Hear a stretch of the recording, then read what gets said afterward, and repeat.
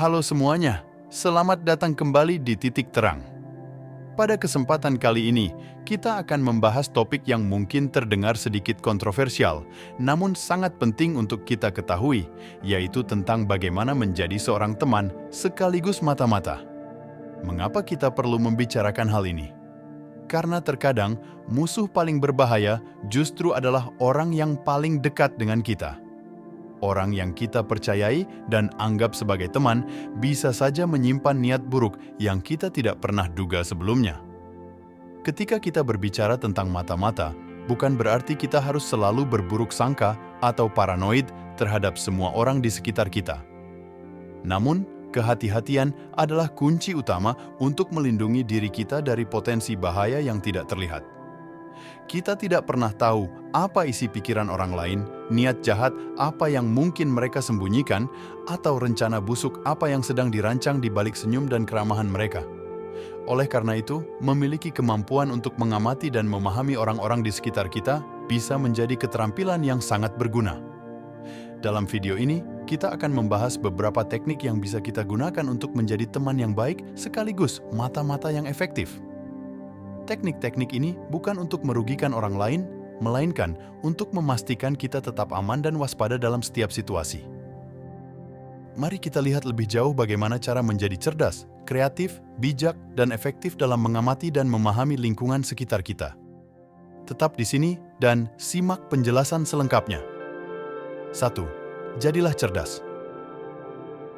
Untuk menjadi mata-mata yang efektif, kecerdasan adalah hal yang sangat penting.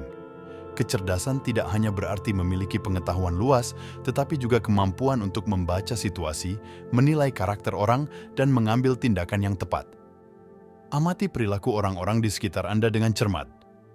Perhatikan perubahan kecil dalam sikap dan tindakan mereka yang mungkin menunjukkan adanya niat tersembunyi. Misalnya, jika seseorang tiba-tiba menjadi sangat tertutup atau terlalu banyak bertanya tentang hal-hal pribadi Anda, hal ini bisa menjadi tanda bahwa ada sesuatu yang tidak beres. Dengan menjadi cerdas, Anda bisa mengidentifikasi petunjuk-petunjuk kecil yang mungkin diabaikan oleh orang lain. Selain itu, kecerdasan juga melibatkan kemampuan untuk mengelola informasi yang Anda peroleh.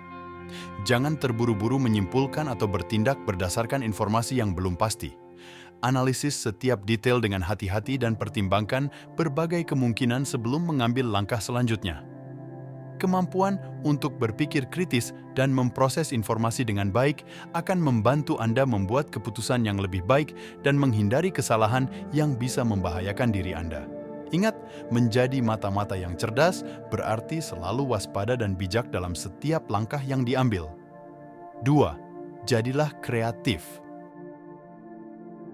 Kreativitas adalah kunci dalam mengumpulkan informasi tanpa menimbulkan kecurigaan. Seorang mata-mata yang efektif harus mampu menggunakan metode yang tidak biasa dan inovatif untuk mendapatkan informasi.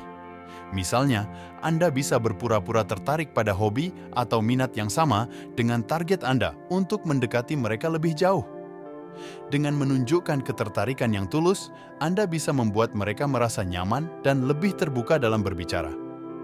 Selain itu, Anda juga bisa menggunakan media sosial untuk mengamati aktivitas mereka secara diam-diam dan mengumpulkan informasi yang berguna. Tidak hanya itu, kreativitas juga diperlukan dalam menyusun strategi untuk menghadapi situasi yang tidak terduga. Misalnya, jika Anda berada dalam situasi di mana Anda harus mendapatkan informasi penting, tetapi kondisi tidak memungkinkan untuk bertanya secara langsung, Anda bisa mencari cara alternatif seperti mengamati percakapan orang lain atau mengumpulkan petunjuk dari lingkungan sekitar. Dengan berpikir di luar kotak, Anda bisa menemukan cara-cara baru dan efektif untuk mencapai tujuan Anda tanpa menimbulkan kecurigaan. Kreativitas membantu Anda tetap fleksibel dan siap menghadapi berbagai tantangan yang mungkin muncul dalam proses menjadi mata-mata. 3. Bersembunyi. Kemampuan untuk bersembunyi adalah salah satu aspek paling penting dari seorang mata-mata yang sukses. Ini berarti Anda harus tahu bagaimana menyembunyikan niat dan identitas Anda saat mengumpulkan informasi. Jangan pernah menunjukkan bahwa Anda sedang mengamati atau curiga terhadap seseorang. Jadilah seperti bayangan yang selalu ada tetapi tidak terlihat. Misalnya, saat berbicara dengan target Anda, jaga sikap santai dan jangan menunjukkan minat yang terlalu berlebihan pada topik tertentu. Biarkan percakapan mengalir alami dan hindari bertanya terlalu banyak pertanyaan yang bisa menimbulkan kecurigaan. Selain itu, menyembunyikan diri juga berarti menjaga rahasia informasi yang Anda peroleh. Jangan membagikan apa yang Anda ketahui dengan sembarangan, bahkan kepada orang-orang yang Anda percayai. Informasi yang sensitif harus dikelola dengan hati-hati dan hanya digunakan untuk tujuan yang benar-benar diperlukan. Ingat, semakin sedikit orang yang tahu tentang kegiatan mata-mata Anda, semakin aman Anda. Kemampuan untuk bersembunyi dengan baik tidak hanya melindungi Anda dari kecurigaan, tetapi juga memastikan bahwa informasi yang Anda kumpulkan tetap aman dan tidak disalahgunakan. 4. Bijak menghadapi konflik. Menghadapi konflik dengan bijak adalah keterampilan yang sangat penting bagi seorang mata-mata. Jika Anda menemukan informasi yang menunjukkan niat buruk atau rencana busuk seseorang, jangan langsung bertindak agresif atau konfrontatif. Sebaliknya, bijaklah dalam menyikapi situasi tersebut.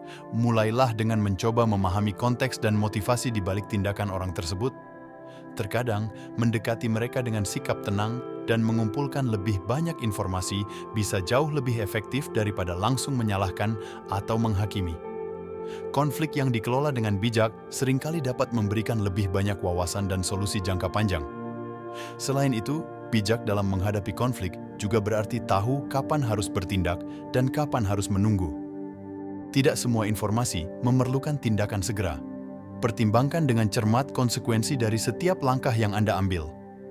Jika Anda merasa bahwa mengungkapkan informasi tertentu dapat menimbulkan risiko besar bagi Anda atau orang lain, mungkin lebih baik menunggu dan mengumpulkan lebih banyak bukti sebelum mengambil tindakan. Bijak dalam menghadapi konflik akan membantu Anda menjaga hubungan baik dengan orang lain, sekaligus melindungi diri Anda dan informasi yang Anda miliki. 5. Membaur. Untuk menjadi mata-mata yang efektif, kemampuan untuk membaur adalah hal yang esensial. Membaur berarti mampu menjadi bagian dari lingkungan atau kelompok tanpa menonjolkan diri. Dengan membaur, Anda dapat mengamati dan mendapatkan informasi tanpa menimbulkan kecurigaan. Misalnya, di tempat kerja, jadilah karyawan yang ramah dan mudah bergaul. Ikut serta dalam kegiatan sosial dan percakapan sehari-hari untuk lebih memahami dinamika kelompok dan perilaku individu di sekitar Anda. Semakin Anda terlihat sebagai bagian dari kelompok, semakin kecil kemungkinan orang lain curiga terhadap niat Anda. Selain itu, membaur juga melibatkan kemampuan untuk menyesuaikan diri dengan berbagai situasi dan lingkungan. Jadilah fleksibel dan adaptif, sehingga Anda bisa berbaur dengan berbagai jenis orang dan situasi. Misalnya, jika Anda berada di acara sosial, sesuaikan penampilan dan cara berbicara Anda dengan orang-orang di sekitar. Ini akan membuat Anda lebih diterima dan memudahkan dalam mengumpulkan informasi. Kemampuan untuk membaur dengan baik memungkinkan Anda untuk tetap waspada dan mengamati tanpa menarik perhatian, sehingga Anda bisa mendapatkan informasi yang Anda butuhkan dengan lebih mudah dan aman. 6. Basa-basi. Kemampuan untuk melakukan basa-basi adalah keterampilan penting yang harus dimiliki oleh seorang mata-mata. Basa-basi yang baik dapat membuka banyak informasi tanpa orang lain sadari. Mulailah dengan percakapan ringan yang tidak mencurigakan, seperti menanyakan kabar, berbicara tentang cuaca, atau membahas hobi dan minat bersama. Dengan memulai percakapan yang santai dan tidak mengancam, Anda dapat membuat target merasa nyaman dan lebih mungkin untuk berbagi informasi pribadi atau penting. Basa-basi juga bisa menjadi cara efektif untuk mengamati reaksi dan bahasa tubuh mereka yang seringkali memberikan petunjuk tambahan tentang niat mereka. Selain itu, basa-basi yang efektif memerlukan kepekaan dan keterampilan mendengarkan yang baik. Dengarkan dengan penuh perhatian dan tunjukkan ketertarikan yang tulus pada apa yang dikatakan orang lain. Ajukan pertanyaan terbuka yang mendorong mereka untuk berbicara lebih banyak. Misalnya, daripada hanya menanyakan, "Apakah kamu sibuk akhir-akhir ini?" Cobalah untuk bertanya, "Apa proyek menarik yang sedang kamu kerjakan sekarang?" Pertanyaan semacam ini tidak hanya membuat percakapan lebih mendalam, tetapi juga memberi Anda lebih banyak peluang untuk mengumpulkan informasi berharga.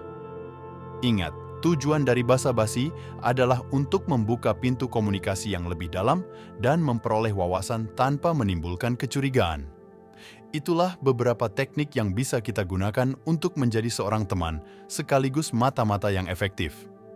Ingat, tujuan utama dari mengamati dan memahami orang-orang di sekitar kita bukanlah untuk berburuk sangka atau mencurigai setiap tindakan mereka, melainkan untuk menjaga diri kita sendiri dari potensi bahaya yang tidak terlihat. Dengan menjadi cerdas, kreatif, bijak, dan adaptif, kita bisa melindungi diri kita dan orang-orang yang kita sayangi dari niat buruk yang mungkin ada di sekitar kita. Sebagai seorang mata-mata yang baik, kita harus selalu ingat untuk tetap menjaga integritas dan etika dalam setiap langkah yang kita ambil. Tidak ada salahnya untuk berhati-hati, tetapi jangan sampai kita kehilangan rasa percaya kepada orang lain sepenuhnya. Gunakan teknik-teknik ini dengan bijak dan pastikan bahwa kita selalu bertindak dengan niat baik dan tujuan yang positif. Semoga informasi ini bermanfaat dan dapat membantu Anda dalam menjaga diri dan lingkungan Anda tetap aman. Terima kasih telah menyimak dan sampai jumpa di video berikutnya.